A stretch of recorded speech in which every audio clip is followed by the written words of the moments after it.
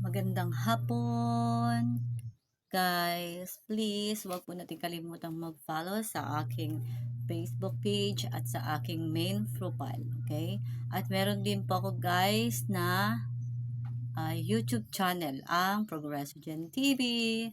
Pag-usapan po natin ngayong hapon ang patungkol sa ano-ano nga ba ang mga bunga ng Espiritu. Ayan. Meron po akong verse muna na ibibigay sa inyo.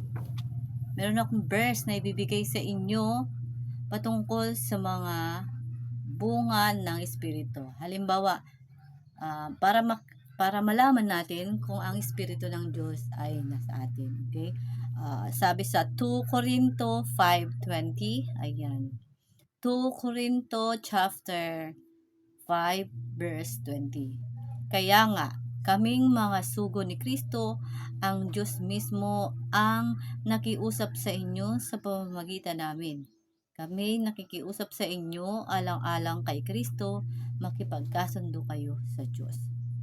Pag-isipan ninyo ang bunga ng Espiritu. Ito po yung mga bunga ng Espiritu.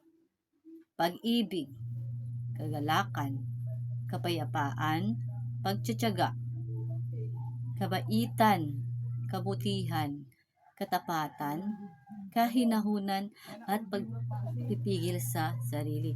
Matatagpuan po ito sa Galatia chapter 5 verse 22 hanggang 23. Kapag hinayaan natin ang banal na espiritu na bigyan ng kapangyarihan para sa pagpapatotoo, binibigyan niya tayo ng tapang at lakas kasama na ang bunga ng espiritu.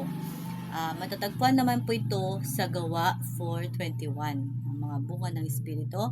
Pag nagkaganon, gagamitin tayo ng Diyos sa makapangyarihang pamamaraan para mabisang maibahagi ang katotohanan. So, basahin po natin yung sa Galatia 5:22-23. Okay guys, ato na, hanapin na natin yung Galatia 5:20. Galatian 5:22-23.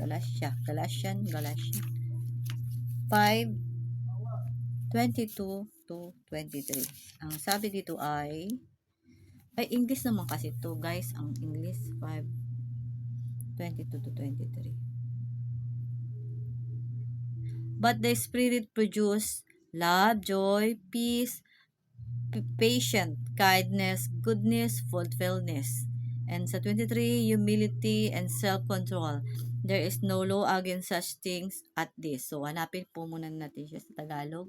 Okay guys, wait lang guys ha. Hanapin natin siya sa Tagalog. Ang Galatia 5:22-23. Ang Espiritu at ang laman. So, Galatia 5 chapter 5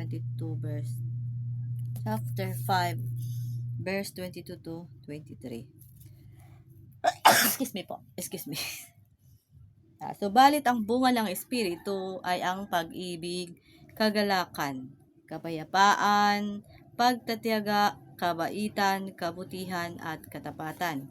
Ng verse 23, kahinahunan, pagpipigil sa sarili, walang batas laban sa mga ito at yun.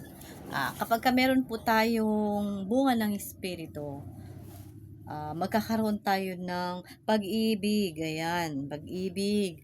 Palagi tayong masaya. Meron tayong kagalakan. Meron din tayong kapayapaan. Meron din tayong katapatan, kahinahunan, at pagpipigil sa sarili. Okay. Sa susunod guys na aking vlog, abangan nyo ulit ang aking babasahin na verse sa inyo. Okay? Bye! Thank you so much sa panonood. Bye! Kung sakali man po guys, support nyo ako sa aking YouTube channel. Don't forget to subscribe, share, and comment. Bye! God bless! Thank you!